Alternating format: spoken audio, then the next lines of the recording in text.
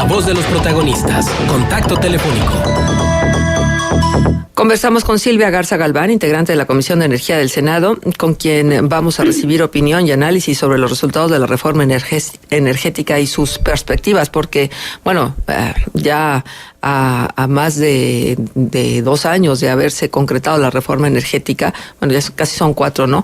Los resultados son, dicen algunos, desastrosos, no nada más para los ciudadanos, sino, por ejemplo, para la paraestatal, para Pemex misma, y todos los argumentos que se pusieron en la mesa para justificar la reforma, bueno, parece que se diluyeran, y lo único que se ha sacado es que el público cada vez padezca más, puesto que se ha encarecido de una manera importante el precio de las gasolinas, pero también el precio del gas LP.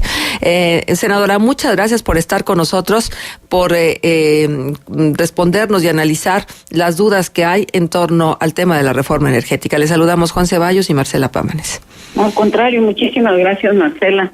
Juan, muy buen día a todos mis paisanos. Gracias por este espacio tan importante. Gracias. Bueno, al cabo del tiempo, realmente la reforma está dando los resultados que se esperaban, y no nada más es en función de lo que el ciudadano percibe, sino en relación, por ejemplo, a la recuperación y al fortalecimiento de la paraestatal de Pemex y del recurso no renovable, por cierto, que tenemos en los energéticos. Sí, primero tendríamos que dividir este asunto en 2 partes, estimada Marcela. La primera, hablar de lo que es la parte legislativa, y la segunda, la parte operativa / administrativa. Sí, el país, por supuesto, que estaba en un momento crítico donde tendríamos que hacer nosotros, precisamente de las malas administraciones de nuestras grandes paraestatales, con cadenas amaniatadas y que no permitían el crecimiento, se tenían que hacer los ajustes legislativos. La segunda parte corresponde al Ejecutivo, la administración, la operación de que se dé y que se lleve perfectamente a cabo esta reforma energética, pues la bola queda ya. Nosotros como legisladores, por supuesto que cumplimos sin intereses, sin mezquindades, de dar lo que necesitaba en ese momento el país, que no hubiera sido lo mismo si se hubiera dado hace 6 años, o sea, en este momento hablo del 2013, 6 años antes, con el presidente Calderón, que era el momento del impulso fuerte para las grandes paraestatales en ese momento, hoy empresas productivas del Estado. La pelota queda en esa cancha de la mala administración, de la mala operación, de el lastre que carga con tanta cuestión de rezagos financieros, de años de no estar invirtiendo precisamente en los mantenimientos de toda la infraestructura, etcétera, pues no es responsabilidad nuestra. Aún así, los cambios, creo, los avances más bien, creo que se van a dar precisamente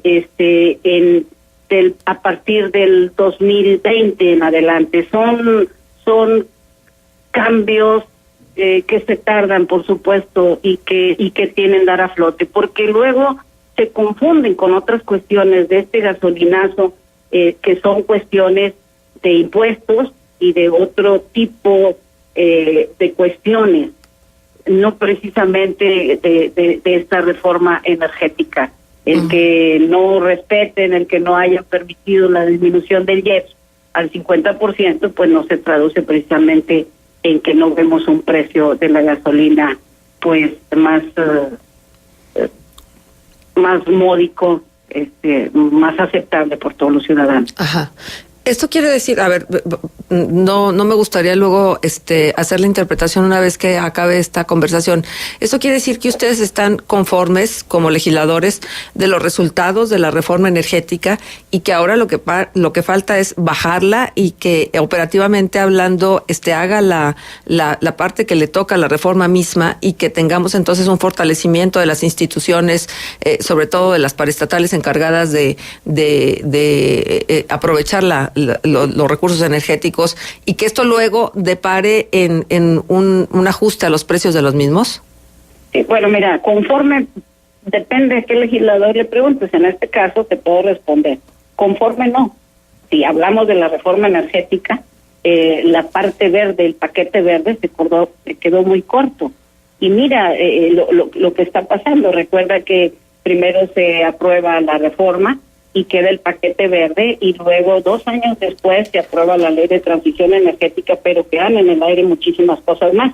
Lo que estoy diciendo es que nosotros le dimos al país lo que requería, y que sin mezquindades, porque el PRI no da la reforma energética cuando México estaba en su mejor momento, y era en el sexenio del presidente Calderón. Siempre vamos retrasados, siempre llegamos retrasados. La operación, la administración, la ejecución de que estos ajustes legislativos, esta reforma en las diferentes, son 26 leyes que se hicieron, depende del Ejecutivo que se plasmen. Pero no quiero confundir el precio de la gasolina, y que está con un impuesto muy alto, que no tiene nada que ver con el precio real, y que se va a dar, por supuesto, más adelante, con una buena administración, operación y ejecución, pues vendrán los resultados. Pero si no se hace así, como no se ha llevado a cabo bien, pues no esperemos otros resultados. Yo te quería hablar en este sentido, sí, porque me hablaron de algo para esta entrevista, de algo muy importante que está pasando, que afecta a nuestra región, a nuestro estado, especialmente a la región carbonífera, hablando de estas cuestiones de energía. Y es que en enero presenté un punto de acuerdo, a principios de enero, precisamente para pedirle a la Secretaría de Relaciones Exteriores, a la Secretaría de Energía y a la Semarnat, nos informen a la soberanía, me refiero al Senado, las estrategias que México propone para descarbonizar su economía al año 2030. En la pasada COP23, que se llevó a cabo en Bonn, Alemania, México firma un acuerdo, una alianza, precisamente para erradicar el carbón, el uso del carbón en la generación de energía eléctrica para el año 2030. Y como senadora por Coahuila, pendiente de las familias coahuilenses, estoy pidiéndole al Ejecutivo me diga qué estrategias se van a tener precisamente para todas las familias que viven de la extracción del carbón, y por supuesto de todas las empresas que venden su carbón a la Comisión Federal de Electricidad, y que de ellas dependen miles de empleos, y que tenemos nosotros que estar atentos a lo que va a pasar. Esto es muy importante efectivamente para el estado de Coahuila. Y exactamente qué se va a hacer para proteger. Bueno, eso estoy solicitándoles a la Secretaría, porque si bien es cierto que es apenas una declaración todavía informal, no jurídicamente vinculante, se está formando, y para el año que entra, en la COP24, quieren ya llevar el apoyo de más de 50 países. Aquí el asunto es saber, porque México firmó esto, bueno, tenemos nosotros que saber cuál es la estrategia que va a tener el gobierno para la protección de toda la derrama económica y sobre todo la protección a las familias de la región carbonífera, de qué es lo que vamos a hacer, porque no podemos estar firmando acuerdos sin tener una estrategia y afectar a nuestras familias. Claro, por supuesto. Y bueno, creo que vale pues que introduzcamos otro tema en esta conversación, que es el aprovechamiento del gas de lutitas en la famosa cuenca de Burgos. Y esto estaba también como parte de toda la argumentación pre y post reforma energética. ¿Cómo se ha avanzado en esa materia? Porque yo he visto que ha habido unos planes extraordinarios que luego se ponen en las mesas y sirven también para argumentar la labor de los legisladores, y luego se pierden en el camino y se difuminan de la opinión pública porque ya no se atiende dentro de los medios como parte de la agenda. Y estoy, por ejemplo, refiriéndome a esto junto con el famoso proyecto aquel de Port to Plains, que era precisamente hacer como un corredor importantísimo desde Tamaulipas hasta el Pacífico, hasta Sinaloa específicamente. Entonces, me gustaría saber qué tanto tienen ustedes en la mira estos temas adyacentes a las reformas y a las discusiones que ustedes tienen. Sí, mira, por partes. Hablando del gas de lutita o gas shale, por supuesto, presenté una solicitud de información a la Secretaría de Energía, también a Pemex, al Instituto Mexicano del Petróleo, etcétera, precisamente para que nos contestaran en qué exactamente cómo vamos, en dónde estamos. Por supuesto hubo una caída del precio del gas y eso detuvo todo, pero sí hay ya pozos de exploración y creo que esto es un tema muy importante que nosotros tenemos que revisar.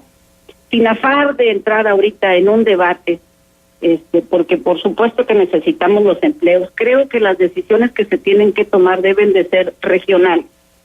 No podemos nosotros hablar de forma general. En lo personal pienso que debe ser regional. Y uno de los puntos álgidos y muy importantes que debemos de tomar en cuenta es la cantidad de agua que tenemos en esa región. Uh-huh. Nosotros no podemos valorar dejando afuera todo las actividades, pero principalmente el agua, el acceso humano al agua, por explotar este gas. Entonces uh-huh. Tenemos que ver qué zona es, cuánta cantidad de agua tenemos, qué tipo de agua estamos utilizando, qué recarga tenemos, y entonces esto se tiene que hacer por aspectos. La otra parte que hablas, que es importantísima del Port to Play, por supuesto que nos entrevistamos con el secretario del ramo, el licenciado Gerardo Ruiz Esparza, y hablamos de este proyecto en su momento, y hablábamos de que para que se diera tendría que haber una ampliación del puerto, porque el proyecto es que iba a llegar hasta Alberta, Canadá. Uh-huh. Entonces, es cierto lo que dices, el asunto es cuánto dinero se destina, y sabemos perfectamente la reducción que ha tenido este gobierno en los presupuestos de todas las secretarías, lamentablemente. Uh-huh. Entonces, eso es importantísimo porque se necesita dinero pues para ejecutar este tipo de proyectos. Claro. Senadora, el público se comunica con nosotros y hace las preguntas siempre más puntuales. Entiendo todo el discurso político que hay en torno a la reforma energética. Lo que no entiendo es por qué está tan caro el gas y la gasolina. Que la senadora se ponga de nuestra parte y en nuestro lugar y nos explique y nos diga, ¿voy a tener que esperar 20 años a que la gasolina baje para aprovechar la reforma energética? No, por supuesto que no, y claro que estoy en el lugar. Y a mí me gustaría que revisaran las votaciones y que revisaran mis intervenciones en tribuna. Y la más reciente fue cuando llegó al Senado de la República a comparecer el hoy candidato del PRI, precandidato. Y mi defensa fue por todos los municipios de Coahuila, por todos los municipios, no por los panistas, por todos los municipios de Coahuila, porque no se les entregaron sus participaciones federales, 572 millones de pesos que la Secretaría de Finanzas del Estado de Coahuila negó. Así han sido mis defensas.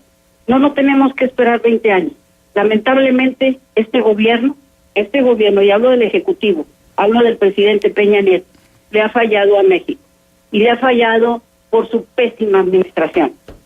Entonces nosotros, por supuesto que estaremos en esa lucha, y estuvimos en una campaña muy fuerte de la reducción del IEPS, precisamente para que esos impuestos no afecten tanto el precio de la gasolina, del gas, etcétera. Bien, pues le agradecemos mucho este contacto, senadora. Gracias por estar con nosotros en Contextos. Hay llamadas para la senadora. Rosario Ortiz dice, el mes pasado el tanque de 30 kilos de gas costaba 611 y en enero lo compré en 51 pesos más caro, el mismo tanque. ¿Dónde está el beneficio para los mexicanos de la reforma energética? Eso solo beneficia a Estados Unidos. También se comunica Alberto Solís y dice, no sé si la senadora vio lo que dijo el presidente de la CONCANACO, de que ha generado aumentos de energía eléctrica hasta 400% en recibos de consumo medio. Y es que las tarifas ya no se determinan por el índice de precios de combustibles y la inflación, sino por otros factores, como la larga lista de costos de transportación y de operación del suministrador y el operador. Esas son las ventajas de la reforma energética. ¿Hay manera de darle marcha atrás? Pues sería dependiendo de la conformación del Congreso. Y yo quiero decirles que es muy importante conocer el comportamiento de todos los partidos, de todos los candidatos, porque estamos casi ya en la antesala de una elección presidencial, de una elección que renovará el Senado de la República y la Cámara de Diputados. Es muy importante analizar este voto. Por supuesto que se pueden hacer muchas cosas. Es una mala administración, es pésima administración lo que nos ha llevado precisamente a tener la deuda más grande de la historia, el mal manejo con las disposiciones legislativas correctas, pero una mala ejecución. Es como si yo rescato un balón y le aviento a usted la pelota para que enceste y está en una posición correcta y adecuada en ese momento, pero usted no encesta, no me puede culpar de que usted no encestó. Entonces, buenas reformas en malas manos es igual a los resultados que estamos viendo. Bien. Pues muchísimas gracias, senadora, por estar con nosotros. No, al contrario, muchísimas gracias, Marcela, muchísimas gracias, Juan, y muy buenos días a todos mis paisanos. Hasta luego. Silvia Garza Galván, integrante de la Comisión de Energía del Senado, senadora por el Partido Acción Nacional.